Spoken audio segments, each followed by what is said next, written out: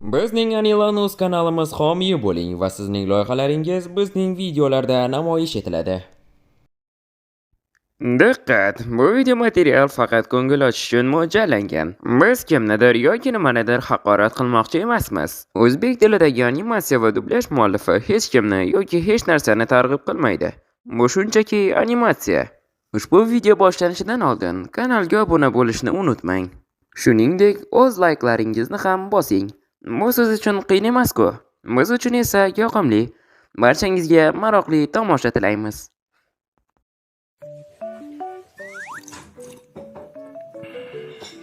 Xo'sh, nechuk qopcha ishga? Bugun oynaga qaragandim. Keyin semirib ketganimni tushundim. Meni maqtasang bo'larmidi? Seni ko'rish qobiliyating ajoyib. Qaranglar. Mana u bor va uni ongi. Ongi ichida esa unga tinchlik bermaydigan suvaraklar bor. Ba'zida ularni shundoqqina boshqaruvda o'tirishganini ko'raman.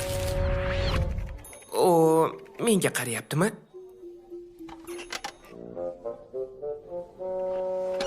Senga tuyulyapti. Suvaraklar unga yo'q joydan muammo orttirishni o'rgatishgan. Ular o'ylashga, ishlashga va uxlashga xalaqit berishadi. Ba'zan u bilan emas, balki suvaraklar bilan gaplashyapmanmi deb o'ylab qolaman. Nima? Bizga ko'z teksa-chi? Tushunishimcha, ularning o'zini qovoqxonasi bor. Stress va tashvish ko'paygan paytda ularning bochkasi to'lsa kerak. Voy, sizlar noto'g'ri tushunmang. Ozmi ko'pmi ularning ta'siridan chiqib turadi. Va o'shanda undan quyosh bilan bellashadigan quvonch nuri taraydi. Buning sababi esa suvaraklar ichkilikdan keyin boshqaruvni bo'sh qoldirishi.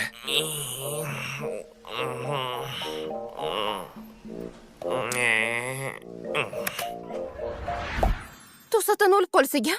Buni yaxshi tomoni umuman zerikmaysan. Meni sevasanmi o'zi? Chindan sevasanmi?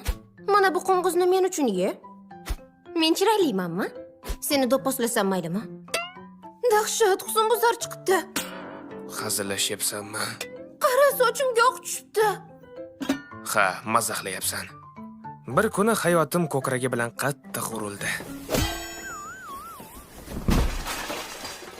Chabunchal emas. Kenayingiz vagondagi 2 qavatli o'rindiqni tepasiga chiqaman deb pastga yiqildi. Stolga qattiq tushdi. Qizig'i buni esdan chiqazib yubordi. Keyinchalik o'sha yerini paypaslab g'alati og'riqni his qilib, Google tog'idan so'ragani, u bo'lsa buni ko'krak saratoni, ya'ni rak deyamish. Unga yarashmasa-da soatlab bir nuqtaga qarab o'tirishni boshladi. Keyin Joker misoli tirjayib vidolashishni boshladi. Farzandlarimiz bilan, yo'lka bilan va men bilan. Hattoki dafn marosimi haqida ham gapirdi. Bu holat shifokorning gapidan keyin tugadi. To'xtanglar. Axir bu shunchaki ko'karish-ku.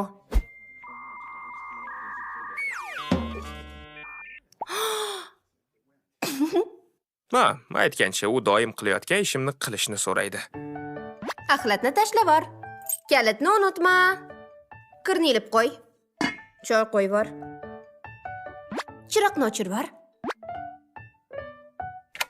Kunlardan bir kun uydan o'tirib ishxonadagi audio konferensiyada o'tirardi. Tasavvur qiling, bo'yi uzun boshliq yuzlab hamkasblarga jiddiy yuz bilan jiddiy muammolarni hal qilishni aytyapti. Eshitayotganlar ham uni jiddiy yuz bilan mikrofonni o'chirib eshitishyapti. Lekin meni sevgilim esa bilmasdan turib mikrofonni yoqib yuborib, begemot misol esnadi.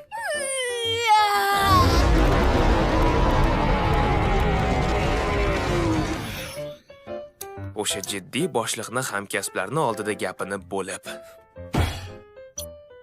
Mayli kuya yarmidan ko'p aholi kulvardi. Lekin qiziq, bunda kim aybdor ekan? Mikrofonimni sen yoqdingmi? Nima deb o'yladingiz? Oilada faqatgina bir kishi o'zidan kechishi mumkin. U bilan bahslash foydasiz, chunki u hamma narsani eslaydi, sen esa yo'q. U har doim haq. Ba'zida haq bo'lmasa ham ustidan kulish ham befoyda, chunki baribir ham u zo'rroq yediradi. Kulganingda yuzing qaricholarnikiga o'xshab qoladi. Va yana bir narsa. Uni jahli chiqqanda hammamiz tomamiz.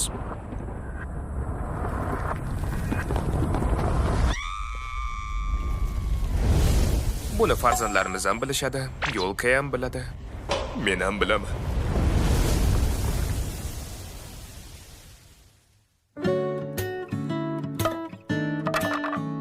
Ha, qopcham suvaraklar bilan to'la. Lekin birinchidan men uni sevaman. Ikkinchidan suvaraklarni haydash usullarim bor bilsangiz. Va uchinchidan, bular uni ajoyib, betakror ichki olami ichida bir tiyin.